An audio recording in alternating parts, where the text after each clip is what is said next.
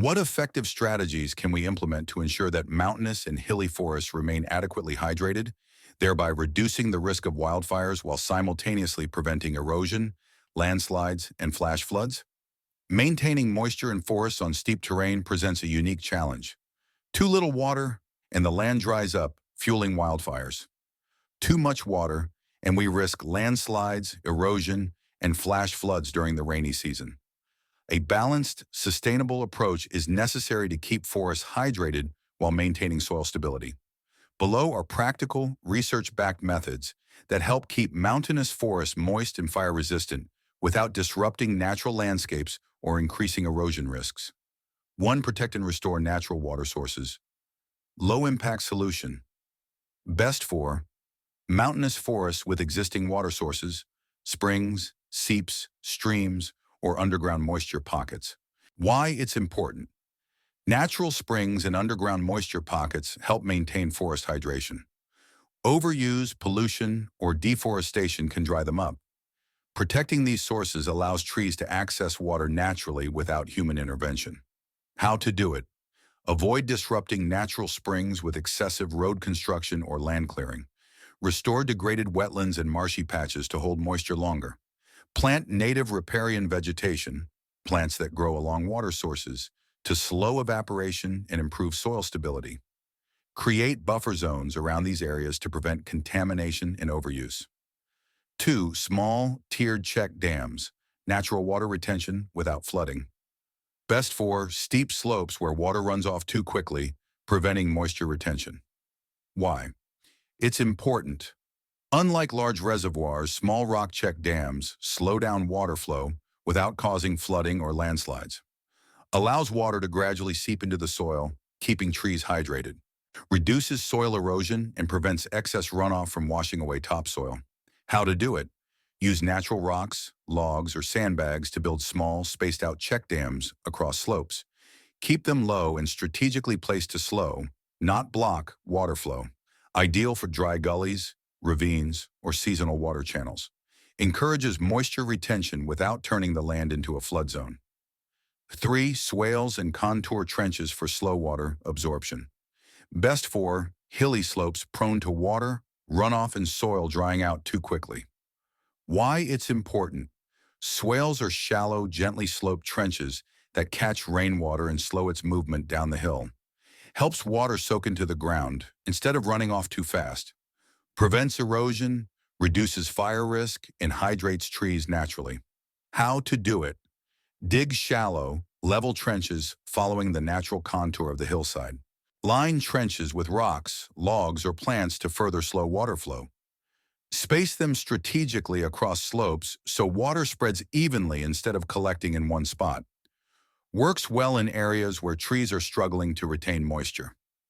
4. Native drought-resistant plants for moisture, retention and erosion control. Best for fire-prone slopes where soil dries out quickly. Why it's important. Native plants hold soil together, trap moisture, and reduce wildfire spread. Deep-rooted trees prevent landslides and soil erosion.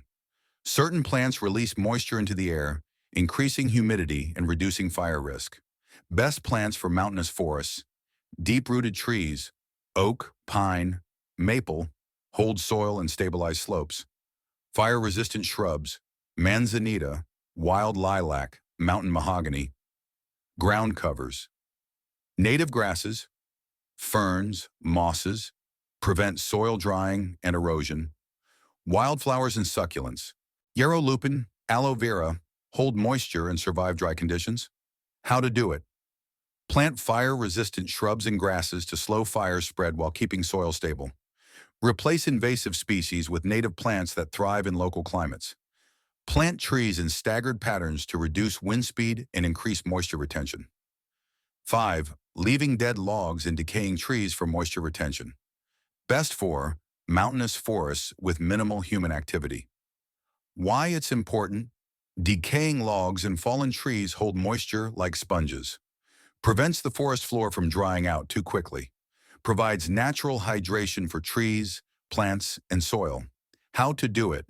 Instead of removing all fallen logs, leave some in key areas to trap moisture. Use strategic thinning methods, only clearing highly flammable brush while keeping moisture-retaining materials intact. Works best in deep forest areas where natural decomposition can benefit the ecosystem. 6. Low-impact rainwater catchment basins without damaging the land. Best for rocky or semi-dry areas with seasonal water availability. Why it's important: instead of large reservoirs that disrupt landscapes, small catchment basins collect seasonal rainwater naturally, provides temporary hydration without overloading slopes with excess water. How to do it: reinforce natural dips and rock basins to hold water longer. Use stone barriers to prevent water from washing away too fast. Ideal for semi-arid mountain forests that receive inconsistent rainfall. A balanced approach for sustainable hydration.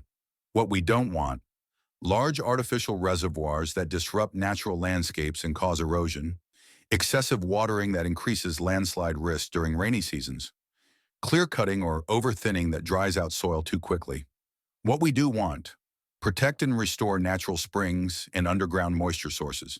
Use low-impact solutions like check dams, swales, and natural basins. Plant drought-resistant, fire-resistant native vegetation to retain water. Let natural decomposition, logs, leaves, help keep moisture in the ecosystem. Further research is needed to explore cost-effective and scalable solutions. But implementing these methods today can reduce fire risks and keep forests healthy. Nature has its own way of keeping balance. Our job is to work with it, not against it. We don't need massive reservoirs. We don't need artificial flooding. What we need is a smarter, natural way to keep our forests hydrated without causing harm. Join us at Around the All and be part of the movement to stop the spark before they start, because together we can make a difference.